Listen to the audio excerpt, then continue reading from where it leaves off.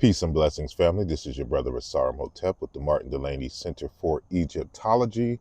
And today we have a brief lesson and set of citations for addressing this relatively new phenomena of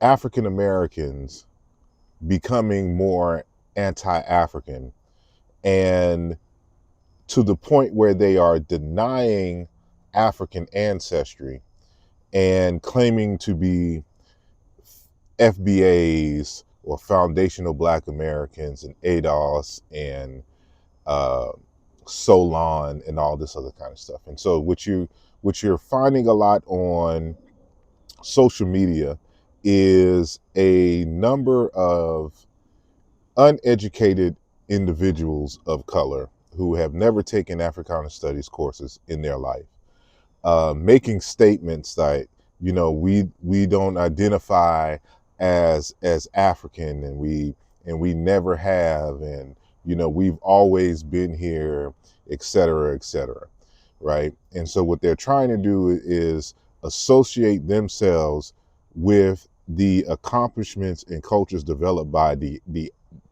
descendants of enslaved Africans, and then trying to claim it for some mythological people who don't exist, mainly these so-called Black Solons and Pretendians, as we call them. And so I want to just kind of provide some source material that you can use, and there'll be subsequent videos where I provide more.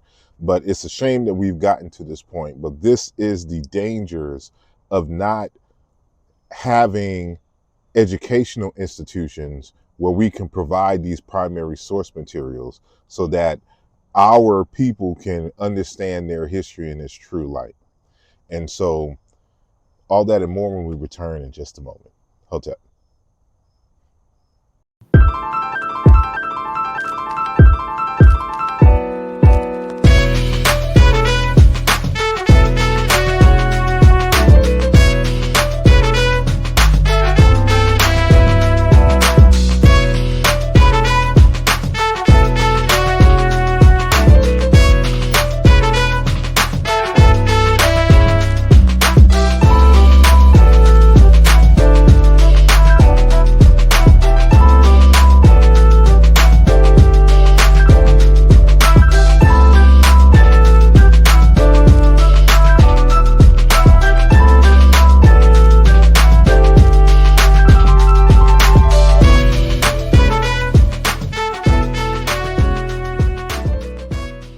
And we are back. So I want to start off the conversation dealing with what exactly we called ourselves in the early days of enslavement here in the United States. And so some of these slides is from a previous lecture that I've done. And so I added a few more to address this specific context. But we're going to start off with a recommendation from Dr. Wade Nobles, one of our premier psychologists and African psychologists here in the United States. And he has written an article, which I want you all to read, titled "To Be African or Not to Be: The Question of Identity or Authenticity, Some Preliminary Thoughts." And you should be able to find that article on academia.edu. And, this will help to further contextualize this conversation if you want to expand it within your own social circles. And so the question, I extend that question and that phrase, and I say, to be African or not to be, it's not even a question, right? And that's because our ancestors already decided what we are. And so I'm going to give a few excerpts, and you know, you can use these in your conversations or debates to add into your toolkit on what we called ourselves. And for our ancestors here in the United States, there was no confusion. We didn't have pretendians back in the day, and Hebrew Israelites and people of the lost found tribe of Shabazz, and we weren't calling ourselves the Asiatic black man and all of this other kind of nonsense that has emerged more recently in history due to our confusion and lack of education on our history. And so I want to evoke the great sociologist, Dr. W.B. Du Bois, and he has written this famous text called The Souls of Black Folks.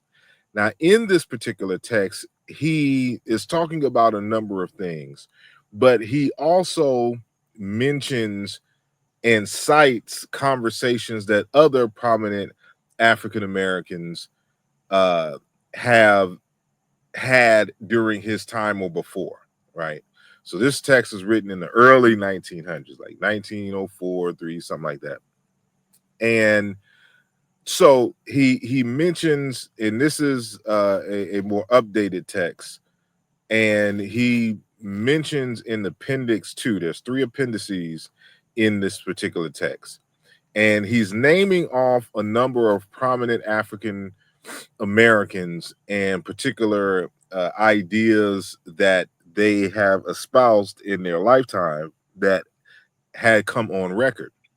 So, and he ends on page 190 with Benjamin Banneker.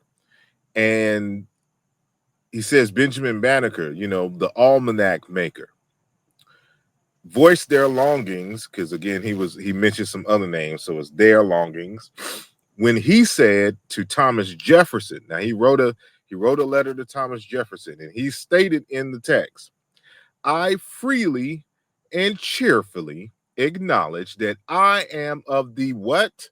The African race, and in color, which is natural to them, meaning he is black. And he reaffirms this by saying, of the deepest dye, right? And so, you know, the dye means to color something. So the deepest, richest color, that's black and blue, black, whatever. He says that, notice what he says, I freely, on my own free will and cognizance, and cheerfully, meaning he was happy to what? To acknowledge that he is what? Of the African race. And he gives a shout out, and he puts it within the color perspective, which is natural to them, talking about their blackness in the deepest dye, right? And so remember, Benjamin Banneker lived he was born in 1731 and he died in 1806. So the latest you can go on this is 1806.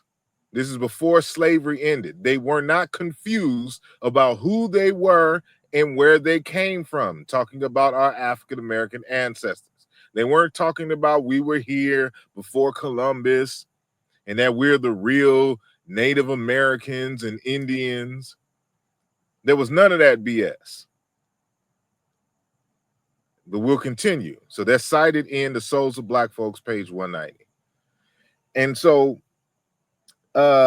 he continues on talking about W.B. Du Bois, and now he's citing David Walker. Now, David Walker was born in 1785, and he passed away in 1830. So roughly around the same time as Benjamin Banneker in terms of living, right? And so everyone should know, if you studied African American, or if you had African American studies in college, about David Walker and his the famous David Walker Appeals, right? Which you can see the preamble over here on the left-hand side, you know, for the colored citizens of the world, right? So, in citing David Walker, W.E. Du Bois quotes David saying, "I declare it does appear to me as though some nations think God is asleep, or that he made the Africans for nothing else but to dig their mines and work their farms, or they cannot believe history, sacred or profane. I ask every man who has a heart and is blessed with the privilege of believing, is not God a God of justice to all his creatures?" So he's setting up the context here. He's placing himself within the African ethos. And he's asking the white man, is God asleep? Or that he made the Africans for nothing else but to dig their mines? He didn't say the Aboriginals. He didn't say the Pretendians. He didn't say the Moors. He didn't say the lost tribe of Shabazz or the nation of Israel and the Hebrew Israelites. He said the Africans, right? And he places himself within the context of the Africans as what I have here highlighted in red. He says, then if he gives peace and tranquility, then if he gives peace and tranquility to tyrants and permits them to keep our fathers, our mothers, ourselves, and our children in eternal ignorance and wretchedness to support them and their families, would he be to us a God of justice? Remember, he's already qualified his our statements here, these pronouns here, with Africans. So he's asking if God is just. Did God just design the African, the black man, to be a servant to white people? Right? And so y'all could read the rest of this on your own. But he's placing himself again within the African universe. And this is important because as far as we can go back in the records with Africans organizing themselves into groups, they were mainly naming themselves African. And this is what, people don't understand. African is our ethnic name. We understood that we come from many different parts of the continent of Africa, and we use the name of the continent to name ourselves in terms of our ethnicity. Our ethnicity is African. It is not Igbo, it is not Yoruba, it is not Akan, it's not Ashanti, it is not Zulu, it is not Somali, it is not Wolof, it is not Fulani, it is not Mande, even though we came from the vast majority of those groups of people. So we synthesized it and we just called ourselves the Africans, which is why in the 1780s, we have the Free African Union Society. Then we have in Philadelphia, 1787, started by Richard Allen and Absalom Jones, the Free African Society. Then we have the African Free School of New York, which was established in 1787, the same year, to educate New York City's black children.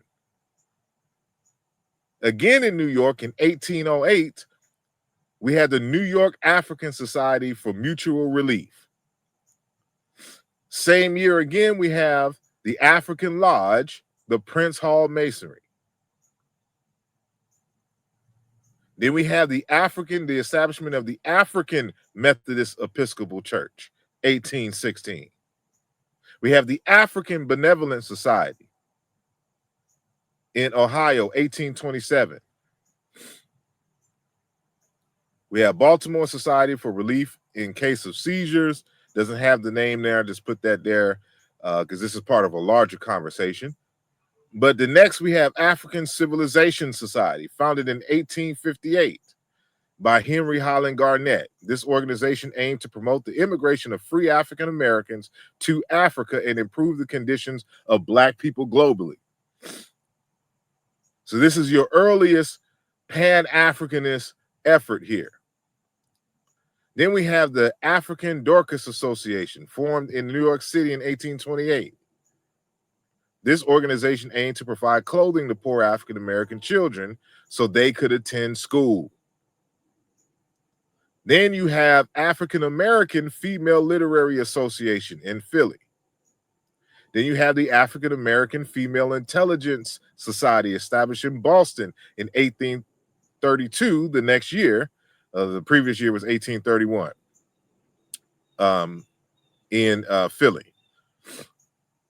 And this society was created by Black women to promote education and moral improvement within the African American community.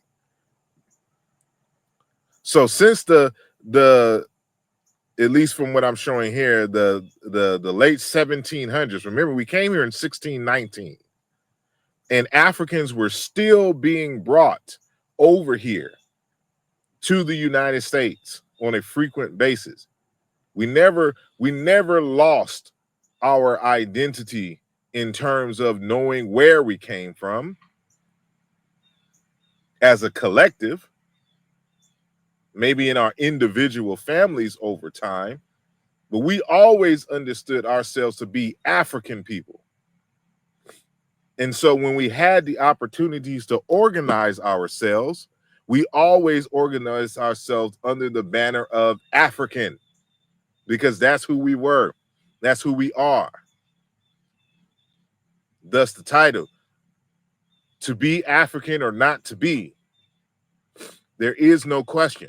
And so what you have a lot of these FBA ADOS pretendians want to rewrite history, and it's all from a group in a generation that has a 6th grade reading level or below, who don't read documents, who don't know how to contextualize and do research, but they have all the time in the world and the technology to get on these social media platforms and spew misinformation. So we're going to continue.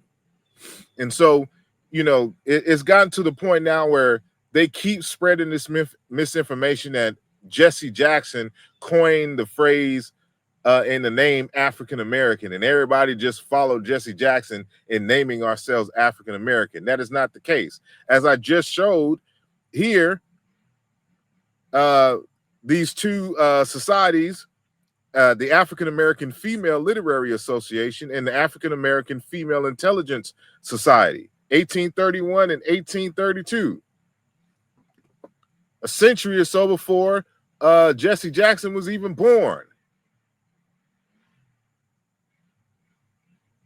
And so one of the earliest documented usages of the term African American is from this text here. It's titled The Sermon on the Capture of Lord Cornwallis.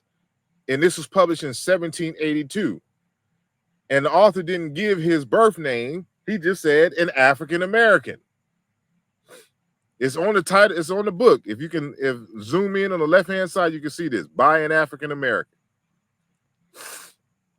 Jesse Jackson nowhere to be in sight. And in the text, on page 11, the author, the African American, says, "My own complexion, ye who are my brethren," so all Black folks, "my kinsmen according to the flesh, ye descendants of" what? Africa. He didn't say Native American. He didn't say Moors from Spain. He didn't say we came from Saudi Arabia. He didn't say we came from South America. He didn't say we were Olmecs. He said, ye descendants of Africa.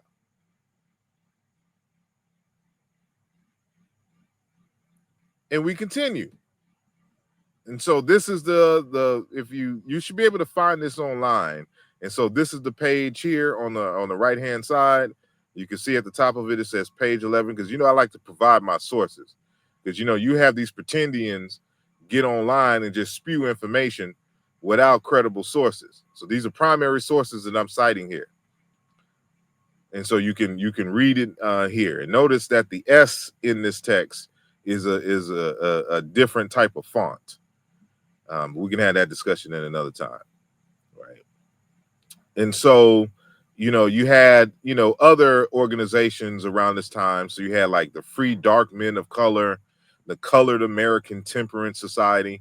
You didn't find too many, if any, organizations talking about black.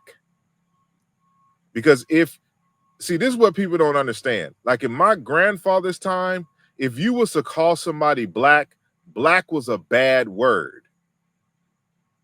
It's not until around the time of James Brown and later on in the 70s with the Black Power movement that we start adopting the term black as something to be proud of. In the earlier days, you would find organizations called Colored, Negro, and African. Not pretendian, not no foundational, not no Aborigines, no Hebrew Israelites, no tribe of Shabazz, no Asiatic black man, African. And so within that context, even our Greek letter fraternal organizations understood this association with Africa. So I better not find anybody of Alpha Phi Alpha Fraternity Incorporated with this ADOS BS. Right? So, for example, we have here brother Dr. Charles H. Wesley.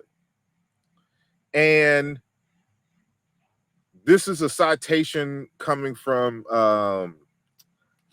Dr. James L. Conyers, and I'll cite him in a moment after after the next slide, right?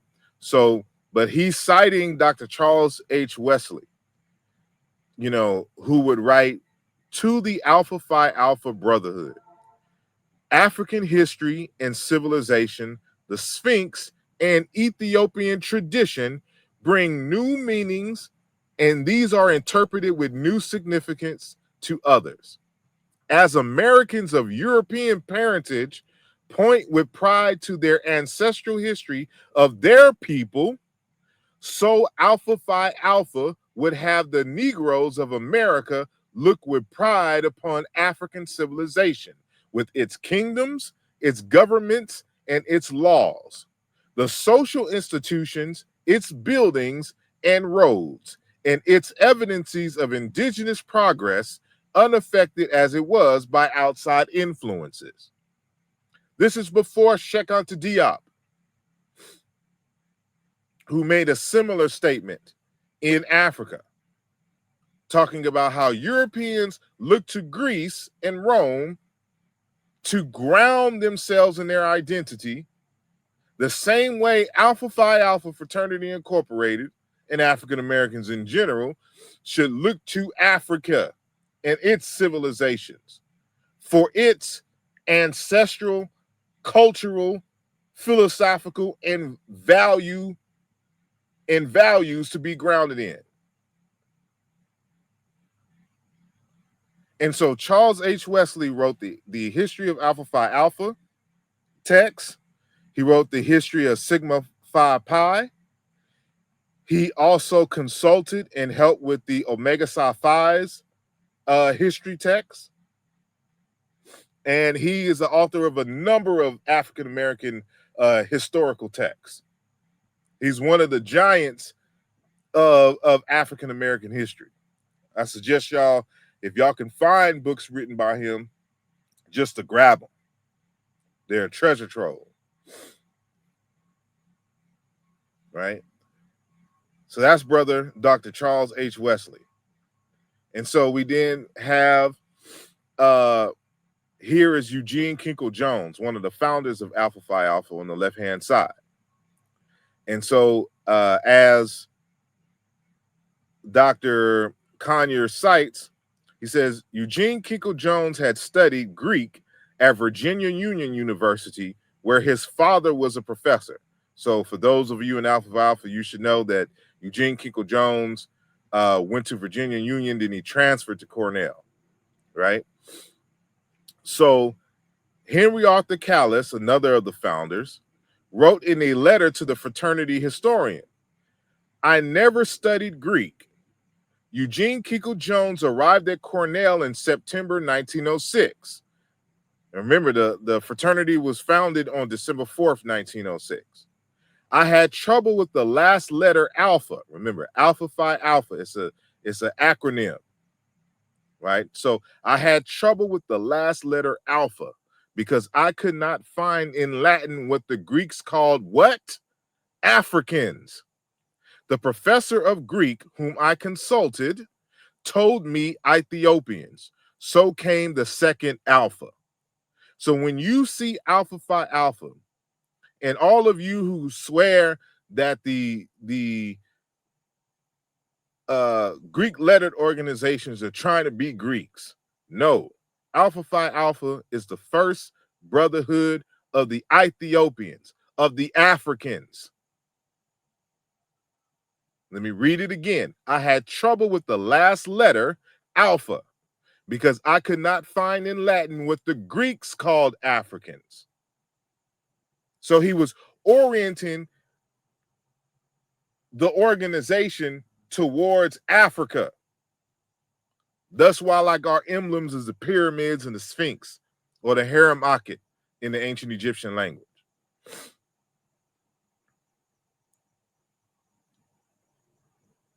And so it's interesting that even in 1900, 1905, 1906, they're still identifying with being Africans. And so the book that I'm citing is Charles H. Wesley, The Intellectual Traditions of a Black Historian, Studies in African American History and Culture. So that's Dr. Conyers on the right-hand side. He was one of my professors at the University of Houston and head over the African American Studies program. He has since passed away. It's been about 2 or 3 years now. And this is our good brother Sunjeti Ankra in the middle. And of course, this is your boy on the left-hand side. We're at the Shekanta Diop conference, right? All men of Alpha at a conference dealing with Pan-African studies, African-American studies, languages, cultures, values, philosophy, etc., etc. That's held here every year in Philadelphia. And so we have another Alpha brother. Y'all should know Paul Robeson. He's the Imhotep of the modern era. He passed away in 1976, but was born in 1898. Again, he's in the Omega chapter, but he's also a member of Alpha Phi Alpha Fraternity Incorporated. And so he has a whole poem out there titled, I Want to Be African. He didn't say pretendian. He didn't say I want to be Greek. He didn't say I want to be a Moor. I want to be found again from the lost found tribe of Shabazz. I want to be African. And he states at the beginning, this is how the beginning of the poem starts. I am a Negro. The origin of the Negro is African. It would therefore seem an easy matter for me to assume African nationality. And then he ends the poem. So this is at the beginning at the top. This is the very last paragraph in the text. He says, meanwhile, in my music, my plays, my films, I want to carry always this central idea, to be African. Multitudes of men have died for less worthy ideals. It is even more eminently worth living for. Living to be African. So we're reminded of the title of the article again by Dr. Wade Nobles, who's not an alpha, but to be African or not to be. Our identity with African is centuries long. We got these new Negropeans in the last decade or so who want to rewrite history without learning history.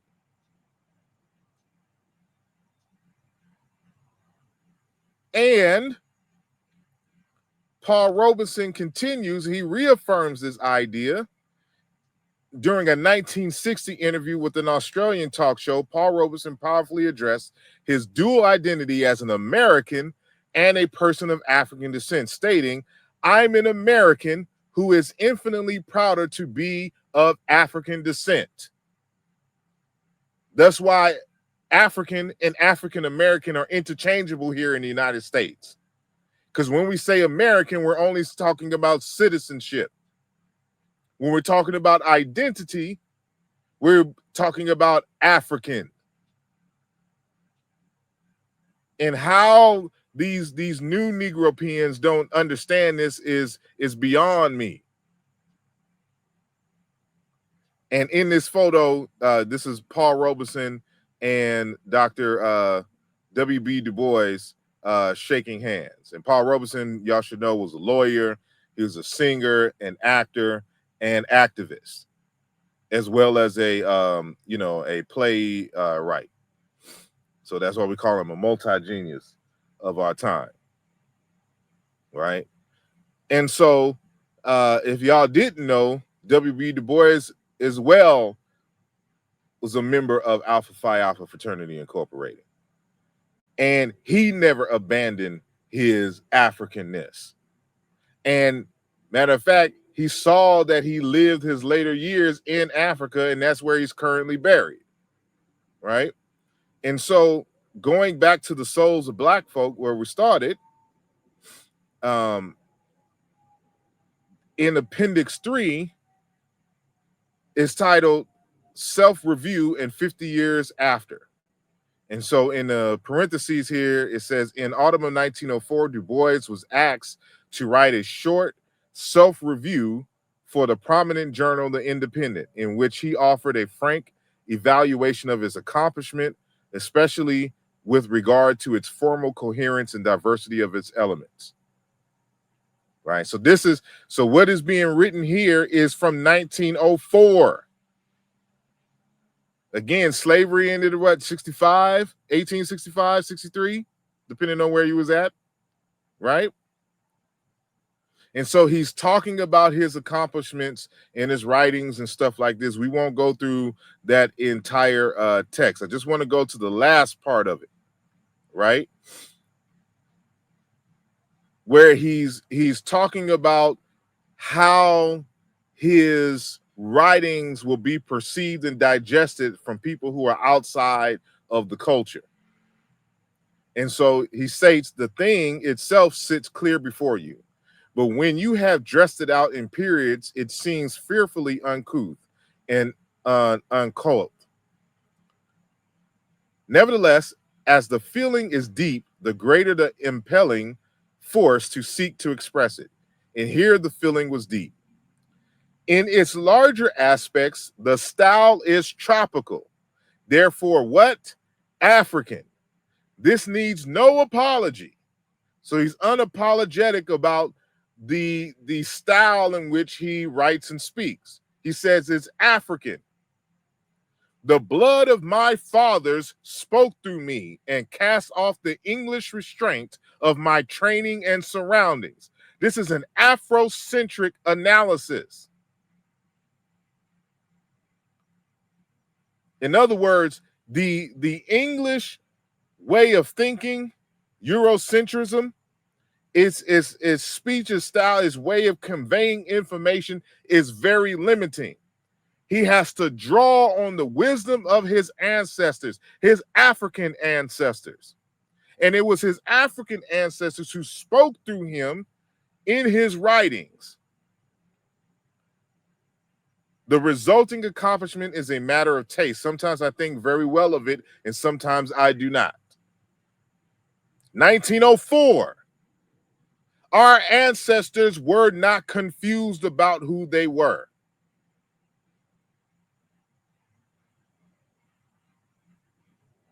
And we need to quit this BS, this uneducated anti-intellectualism that is going on in these social media streets. You're confusing the future and you're setting them up for ambush and failure.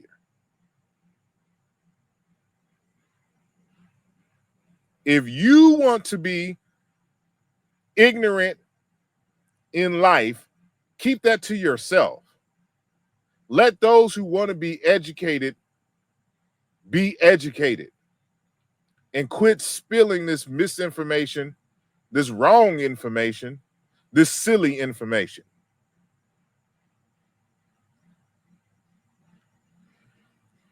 And that's all I wanted to say.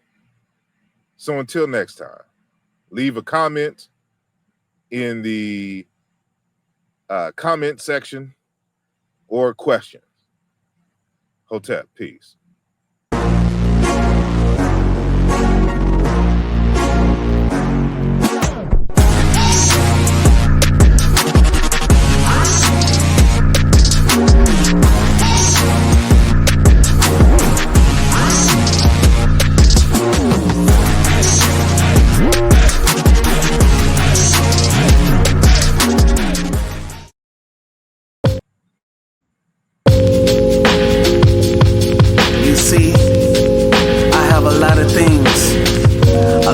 That's on my mind, and I would like to let them out. Look, I see reality breaking down all my fantasies. It would be nice if I at least had one fantasy. That neutrality about to take a terabyte from the American apple pie, better get a slice. It's kinda scary the way that this life is moving on. Marvin's doing backflips inside his grave, what's going on? We have head-on collisions, not seeing another's vision. Maybe that's the reason why some colors fit the description. A lot of relationships need life rafts, sinking ships. I guess you just can't have only one like potato chips.